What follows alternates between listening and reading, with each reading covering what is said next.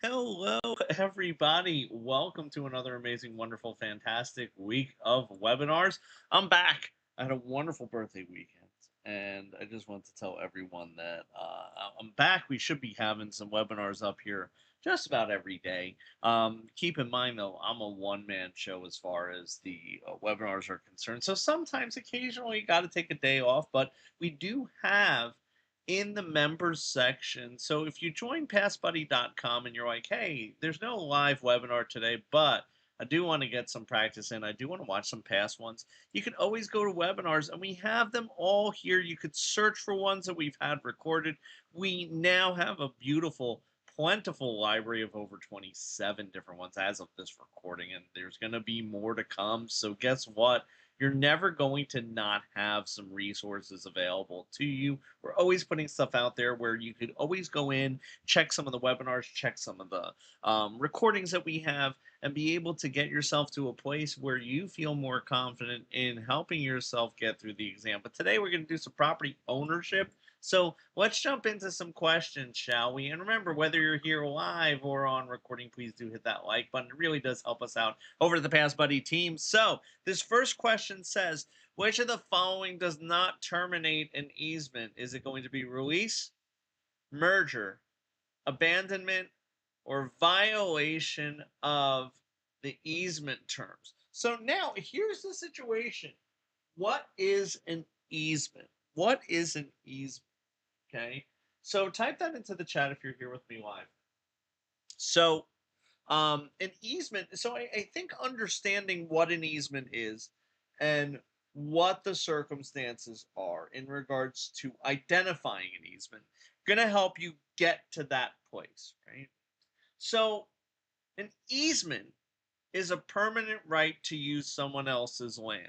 So if there was a release or a merger of the properties, think about this. You ready? The merger is the one that I think people struggle with, just based on my, and this is anecdotal, but based on my experiences with what students usually struggle with. The merger is one that students do struggle with because what happens is they struggle to identify what an easement is. So, again, it's a permanent right to use someone else's land. So, if you now become the owner of the land, right, then you can't have a permanent right to use someone else's land because it's your land. Then if there's a merger, right, then that wouldn't exist. It would just all be one owner's land. Okay, it wouldn't be owned by two separate people. So strictly what it is would not exist, right? The permanent right to use someone else's land, there is no someone else's. It's one person's now, right? So that would definitely terminate it. Or abandonment. Okay. What do you think there? So there's definitely one here that might do that, might not terminate the easement. What do we think? It's going to be a violation of easement terms because there are no terms in regards to easement, right? It's a situation where, again, it's a permanent right to use someone else's land. And I think that, again, in answering this particular question, that is the situation there. Hello, for those of you who are here with me live in the chat. Remember, if you do have questions, concerns, burning desires, please do type it into the chat. I'd be more than happy to help you out, answer any questions that you might have. So let's look at this one. This one says, John deeds property to the city as long as it is used as a school. This type of estate is known as an educational fee, a determinable fee estate, a fee simple absolute, or a life estate. So we're talking now about good old freehold estates. So this one's a great test of your knowledge of freehold estates. So what say you in the chat, for those of you again who are here with me live? And also thank you for coming in. Remember, hit that like, hit that subscribe button over on YouTube. It does help us out. Also, we do put videos out every single day over on TikTok. So, check us out there as well. So this one, what do we say? Is that John deeds a property and says, hey, as long as it is used as a school, you could use this. So an educational fee, that would be very simple right there, right? But this is going to be a determinable fee, because determinable fee or fee defeasible just means, hey, this can be defeated. Okay. This can be defeated if you if you do not obey by the conditions set. And in this one, the condition that they set is it has to be used as a school. Now, here's the thing, several things can be true at the same time. The condition that is set in the for the determinable fee or fee defeasible might not be something that you think is logical. It might even take away from the value of the property, but as long as it is lawful, it is something that can be a condition.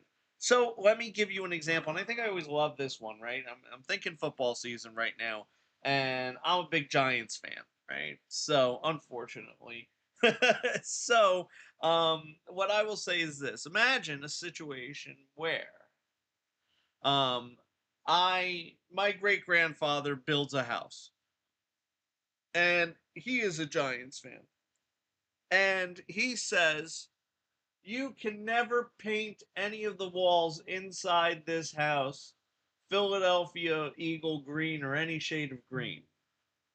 Now, that could be something that would be fee determinable, right? We could be passing that along where he passes it on to me and says, hey, the condition that we're going to put on this is that you can't paint any of the interior walls green. Okay. Although, again, in this situation, you might say, oh, that's kind of silly. Yeah, but as long as it is lawful, legal, and acceptable, that is a condition that they could put on the ownership where you could say, hey, this will go back to, so and so, or back to me if you disobey the condition I put on it. Again, the condition just simply has to be lawful. It does not have to be logical by any stretch of the imagination. It does not need to be logical. So let's look at this one. This one says, the best description of the life estate is ownership that is based on a 99-year lease, ownership that is based on someone's lifetime, ownership that is granted to last indefinitely, or ownership that lasts for the economic life of a structure. What say you? What say you in the chat? And a lot of people struggle also with this, okay? And we'll probably get a couple more questions in before we wrap up for today. And remember, don't forget hit that like button and subscribe. Also, head on over to passbuddy.com. That's where we keep all of our stuff. All of our practice questions like this are going to be in passbuddy.com. So sign up. You can get a free account that will give you some practice questions, will give you access to a couple things, but it's a situation where if you do want the full unlocked version, get all the practice questions, there is a fee. However, I will tell you it's well worth it. It's something that, before I answer this question, I will say I'd rather see you spend money on resources, whether it be at PassBuddy or other resources or other schools, and pass your exam quicker than consistently paying PSI, Pearson VUE, or the state in regards to, trying to pass your exam. So that's the situation there. That's my 2 cents there. But what is this? This is ownership that is based on someone's life. So ownership that's based on someone's lifetime is going to be what a life estate is. Now, if it's based on the life of someone else, it would be a situation where that would be considered a life estate pour outre vie. People always get that confused too. So a life estate, if we're just saying a life estate, it's based on the life of the person that is living there. But if it's based on the life of another, it would be a situation where it would be pour outre vie. So listen, I hope this helped you out. I hope that this is something that you learned something from. And again, remember, follow us over on TikTok. Sign up for an account over on PassBuddy.com. And for those of you who are here with us live, remember, don't forget to hit that like and subscribe. And I will see you all real soon. Have a great one, everybody.